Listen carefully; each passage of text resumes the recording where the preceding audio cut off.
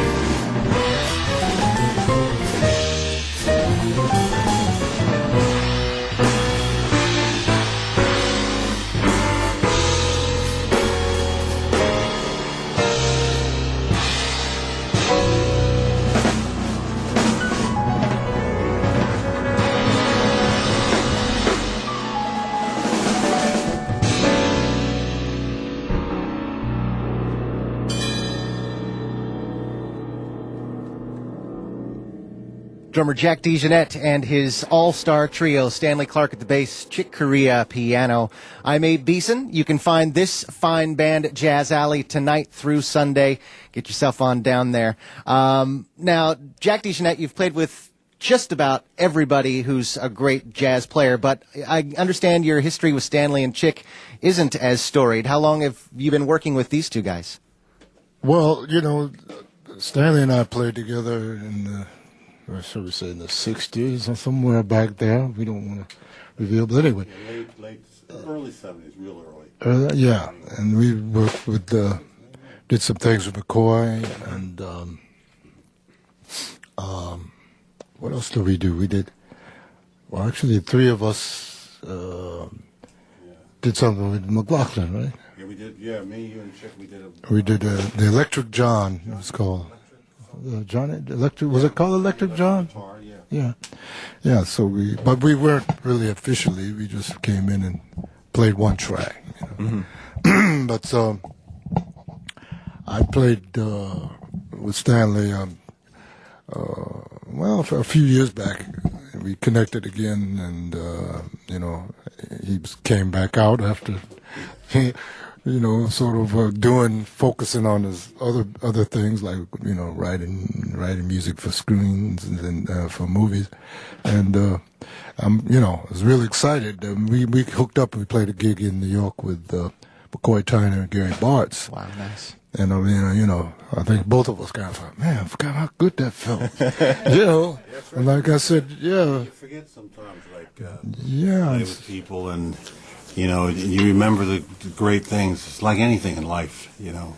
And we have such a nice feel really natural playing with him, you know. So. Well, all three of you guys are so busy and have all put out some really terrific records, lots of them lately. So we're thrilled to have you all here together at the same time. Yeah, so are we. Now, Jack, I'm sure most jazz fans know you as a drummer, but you're a wonderful pianist as well. In fact, that was your first instrument. Mm-hmm. And I wonder if the two instruments influence each other, or is one your stronger instrument? How do you feel that works out? Oh, they definitely influence each other. I mean, from playing the piano, I mean, I got you know, I found out a lot about drumming from playing the piano, because different drummers bring out different aspects of your creativity, you know, and so depending on what music you write, you know, Chick and Stanley can attest to that. You know, when you want a certain thing for your music, you'll call a certain drummer, because that drummer, oh, so-and-so will fit this really perfect. Oh, no, this will be great for this. And so by, you know, playing piano myself in situations with different drummers, I, you know, check out different drummers that would bring out other things, you know, the highest level of, you know, creativity. So I got a view from that perspective, and then playing drums myself, you know, knowing the harmony, you know, and the melody, and knowing what's going on in the form and the chord changes. I also think of the drums like a piano too. Like, so it's a orchestral instrument to me. You know, the cymbals are like the sustain pedals, you know, are to the piano. You know, so you know, they connect up a lot of things. So as a result, it helped me, you know, respond to the music in certain ways that, like, you know, if Chick plays a harmonic voicing, you know, it'll set off a rhythm, or it'll set off a tone, you know, certain tones that I've got, you know, tuned on my drums, or it may bring out a cymbal, you know, or Stanley might play something, you know, a rhythm or some notes, or repeat them, and then that'll set me off on another space. But I think the best thing is, you know, I played decent piano, but you know, when I came to New York, you know, I got hired as a drummer, and I thought, well, you know, I may just do better doing this, making the drums my main thing. I just keep the piano happening; it helps me write, and I still like to improvise and every now and then. And but the plus for me playing with the drums was that I got to play with all these great piano players from the drum trio, you know. and bassists. You know, I got to play with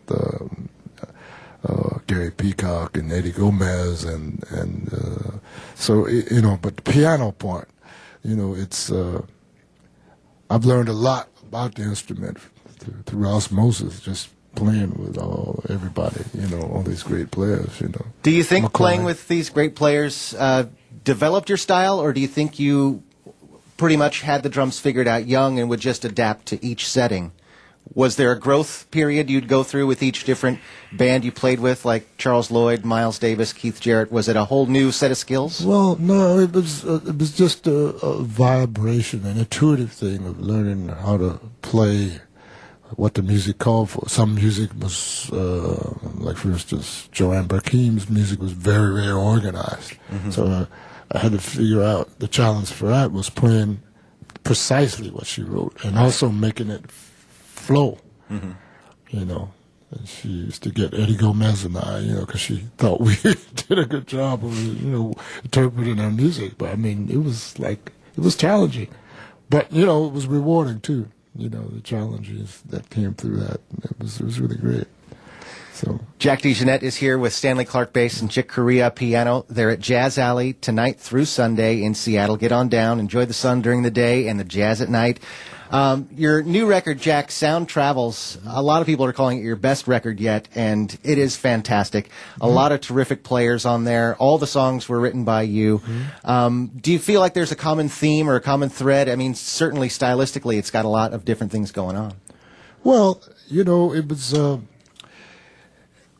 opportunity. You know, my wife Lydia, you know, was saying, you know, it's your 70th birthday, and you know, she's saying you should do something special, you know, because Herbie and Chick were celebrating it, you know, like, you know, 70th. When Chick says, when you get that zero, you know, you get stretch it.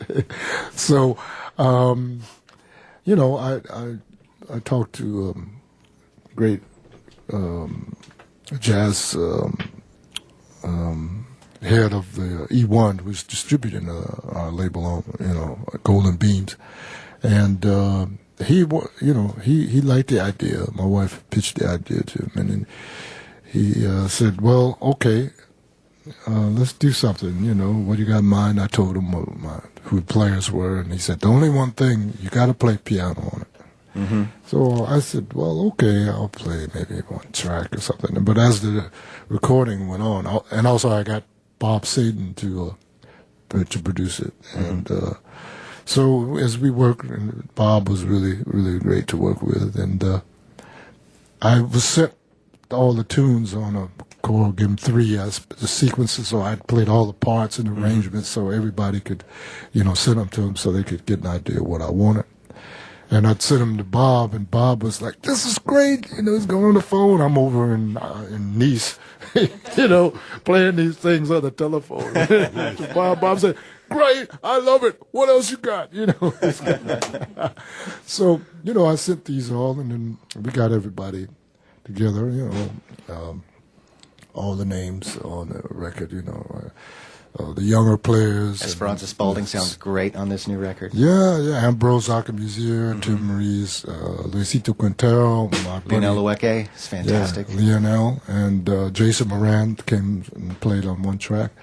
And got a great surprise from Bruce Hornsby, who I written this piece. It was dedicated to Levon Helm, the late Levon Helm, a good friend of mine, and a great member of the band, which is one of my favorite groups. And it's in 7/4 and 4/4, and it was dedicated to Levon and New Orleans, you know.